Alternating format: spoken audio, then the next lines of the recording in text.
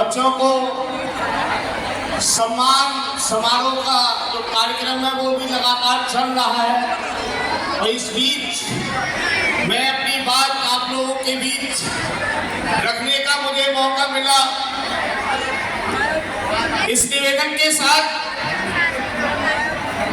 कि ये कार्यक्रम जो होते हैं जिस तरीके से हम लोग यहाँ इकट्ठे हुए हैं बहुत कम मौके मिल पाते हैं, चाहे वो मंच हो चाहे वो सामने वाले लोग हो, मंच को कहने का और सामने वालों को सुनने का। इसलिए हो सके तो 2 मिनट मेरी बात को सुन ले।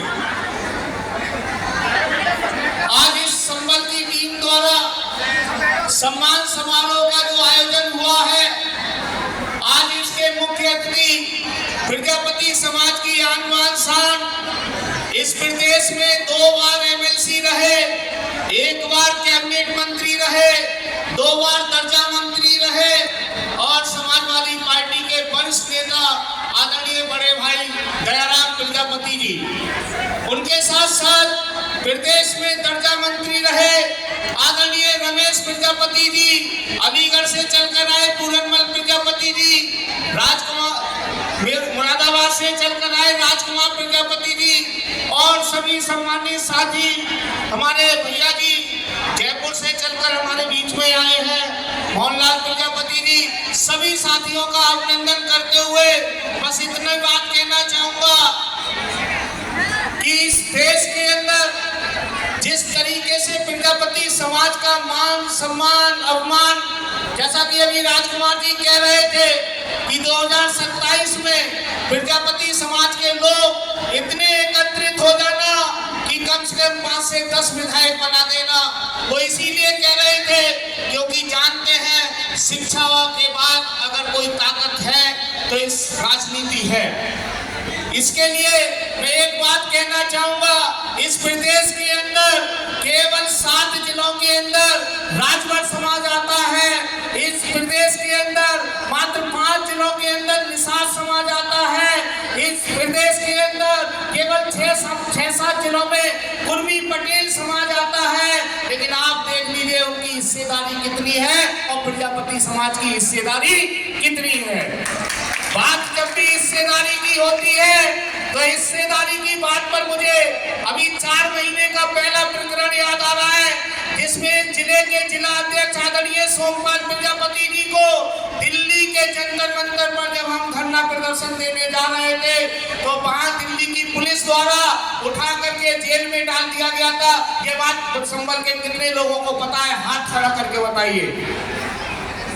देखिए कितने कम लोगों को पता है।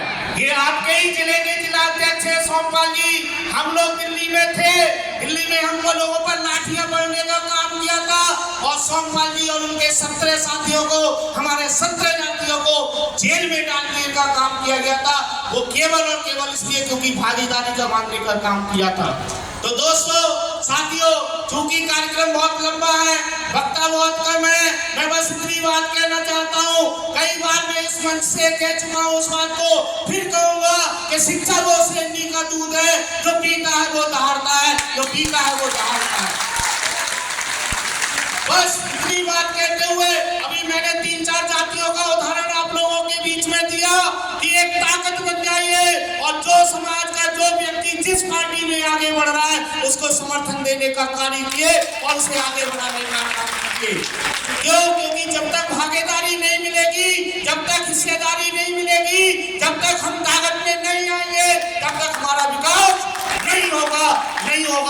बहुत बहुत धन्यवाद कमेटी का, जिन्होंने मुझे अपनी बात रखने का मौका दिया। बस इन 2 लाइनों के साथ अपनी बात को खत्म करता हूँ। वक्त बहुत कम है, इसलिए कह रहा हूँ क्योंकि लगता तो है हमारे पास वक्त बहुत है, लेकिन आज अगर सबसे ज्यादा कमी है तो वो किसकी है? समय की। एक पुलिस वाला पकड़ लेता है तो जल्दी से 500 रुपए का नोट निकाल के दे देते हैं, बोले भैया छोड़ दे, मुझे जल्दी बहुत है। तो वक्त बहुत कम है। एक बात और कहूंगा, याद आ गई थी, वो इसलिए कहूंगा कि अभी मैं एक सांस्कृतिक कार्यक्रम चल रहा था, हमारे सारे युवा साथी उसका प्रचार प्रसार कर रहे थे, लेकिन मैं देख रहा हूं या कोई भी वक्ता बोलने आ रहा है उसका प्रचार प्रसार कम कर रहे हैं। आज फेसबुक निकालिए, लाइव चलाइए, पूरे संभल जिले में नहीं पूरे भारतवर्ष में संदेश जाना चाहिए कि संभल जिले में ये कार्यक्रम चल रहा है। निकालिए फेसबुक और लाइव चलाइए।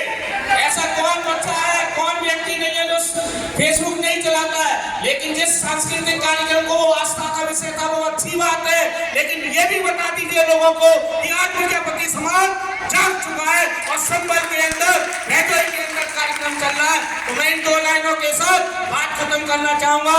वक्त बहुत कम है, जितना है उतना लगा दो, मुझको मैं जगाता हूँ, बाकी को आप जगा दो, बाकी को आप जगा दो।